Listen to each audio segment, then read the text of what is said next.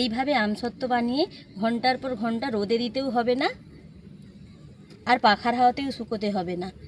কত সুন্দরভাবে রেডি হয়ে গেছে আজকের আমাদের পাকা আমের আমসত্ত্ব। মাত্র 10 মিনিটে ইনস্ট্যান্ট পাকা আমের আমসত্ত্ব বানিয়ে দেখাবো। তারপর ঘন্টা রোদে দিয়ে শুকনো করতেও হবে না, আবার পাখার হাওয়াতেও শুকোতে হবে না। দেখতে লাগবে একদম দোকানের মতন, আর খেতে লাগবে তো দোকানের থেকেও সেরা সেরা। পুরো ভিডিওটি দেখতে থাকুন, আশা রাখছি আপনাদের অনেক ভালো লাগবে। আজকের এই পাকা আমের আমসত্ত্ব বানানোর জন্য এখানে আমি 1 কেজি পাকা আম নিয়েছি। আমগুলো যেন খুব ভালোভাবে পেকে যায় এমন আম নিতে হবে। আমগুলো খুব ভালোভাবে ধুয়ে পরিষ্কার করে নিয়েছি। এখন আমগুলো কেটে নেব।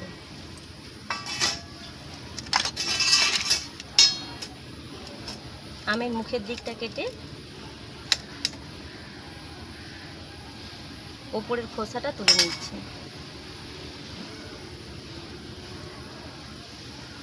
খুব ভালোভাবে আমটা পেকেছে বলেই কিন্তু ওপরের খোসাটা খুব ভালোভাবে তোলা যাচ্ছে।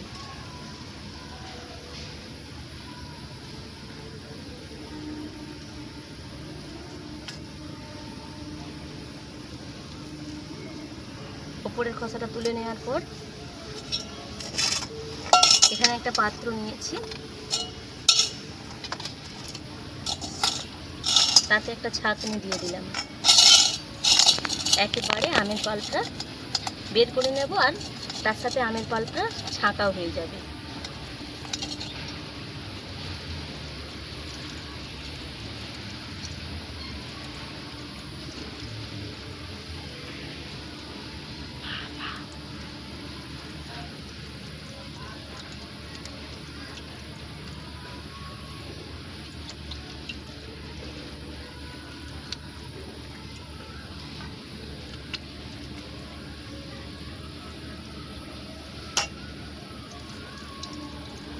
এইভাবে আমের থেকে আমের পাল্পগুলো আমি বের করে নেব।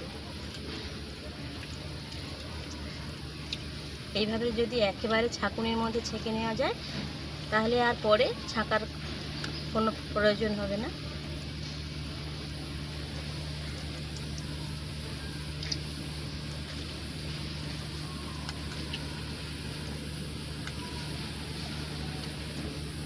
এইভাবে আমি প্রত্যেকটা আমের পাল্পটা বের করে নিচ্ছি। সবকটা আমের পাল্প একেবারে ছেঁকে বের করে নিয়েছি। এরপর যেই কড়াতে আমি আমসত্ত্বটা বানাবো আমের পাল্পটা তার মধ্যে দিয়ে দিলাম। এর মধ্যে দিয়ে দিচ্ছি পরিমাণ মতন চিনি। এখানে আমার আমটা মিষ্টি রয়েছে তাই এখানে চিনির পরিমাণটা আমি কম দিলাম। আপনারা অবশ্যই করে একটু চেখে চিনিটা দেবেন। এরপর দিয়ে দিচ্ছি কিছুটা বিট লবণ, 2 চামচের মতন কর্নফ্লাওয়ার দিয়ে দিচ্ছি। সব কিছু খুব ভালোভাবে মিশিয়ে নিচ্ছি। সবকটা উপকরণ খুব ভালোভাবে মিশিয়ে নিয়েছি। উনুনে বসানোর আগেই এই কাজটা করে নিতে হবে। এরপর কড়াটাকে আমি উনুনে বসিয়ে দেব। অনবরত নাড়াচাড়া করতে হবে, না হলে কিন্তু যেহেতু এতে কর্নফ্লাওয়ার দেওয়া আছে তাই তাড়াতাড়ি গাঢ় হয়ে যেতে পারে। মিডিয়াম আছে আমের পাল্পটা অনবরত নাড়াচাড়া করেছি, এখন অনেকটা গাঢ় হয়ে গেছে। আর এদিকে দেখুন একটা স্টিলের থালা নিয়েছি ছোট ধরনের, পুরোটা খুব ভালোভাবে তেল মেখে আগে থেকে রেডি করে রাখতে হবে। আমের পাল্পটা রেডি হওয়ার সাথে সাথেই থালার মধ্যে ঢালতে হবে, তাই এই কাজটা একটু আগে থেকেই রেডি করে রাখতে হবে। খুব ভালোভাবে তেলটা মেখে নিয়েছে চারিদিকটা। প্রায় 10 মিনিটের মতন আমের পাল্পটা নাড়াচাড়া করেছি একইভাবে।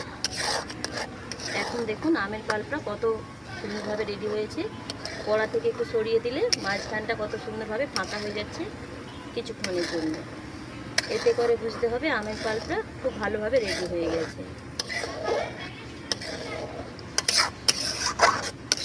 এর থেকে বেশি গাঢ় করা যাবে না। এবার আমের পাল্পটা রেডি করা থালার মধ্যে ঢেলে নেব।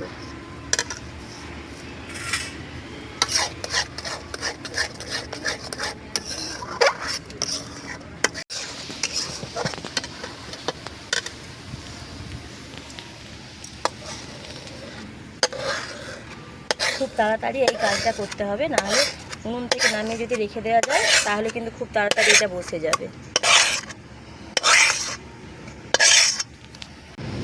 থালার মধ্যে আমের পাল্পটা দিয়ে একটু চারিদিকটা ছড়িয়ে দেবে। আর এই আমসত্ত্বটা একটু মোটা ধরনেরই হবে, তাই ছোট দেখে একটু থালা নিতে হবে। পুরোপুরিভাবে থালার মধ্যে আমের পাল্পটা খেলিয়ে নিয়েছি। এবার এই থালাটাকে কোনো রকমভাবে রোদেও দেবো না, আর পাখার হাওয়াতেও শুকোতে হবে না। শুধু জাস্ট থালাটাকে পুরোপুরিভাবে ঠান্ডা করে নিলেই আমাদের আমসত্ত্বটা রেডি হয়ে যাবে। এখন আমি থালাটাকে পুরোপুরিভাবে ঠান্ডা করে নিচ্ছি। থালাটা এখন আমি পুরোপুরিভাবে ঠান্ডা করে নিয়েছি। এতে করে দেখুন একটু হাতের মধ্যে লেগে যাচ্ছে না। এখন একটা ছুরির সাহায্যে কেটে নেব।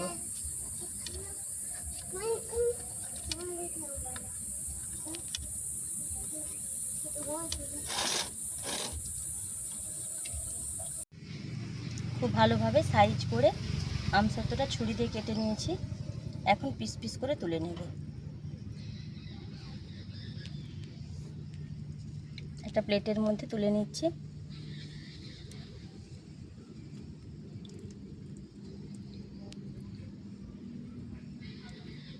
কতটা সুন্দরভাবে আমসত্ত্বটা বসেছে দেখুন।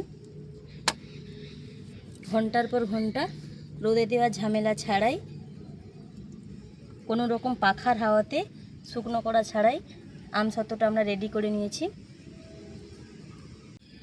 এইভাবে আমসত্ত্ব বানিয়ে ঘন্টার পর ঘন্টা রোদে দিতেও হবে না, আর পাখার হাওয়াতেও শুকোতে হবে না।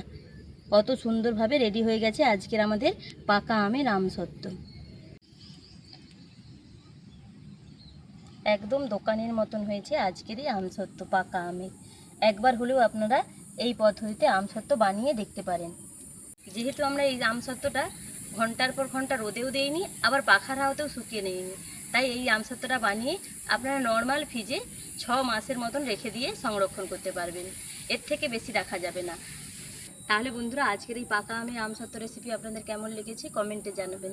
যদি ভালো লাগে লাইক শেয়ার সাবস্ক্রাইব করে আমাদের পাশে থাকবেন। ভিডিওটি এখানে শেষ করলাম, ফিরছে নতুন রেসিপি নিয়ে। রাধে রাধে।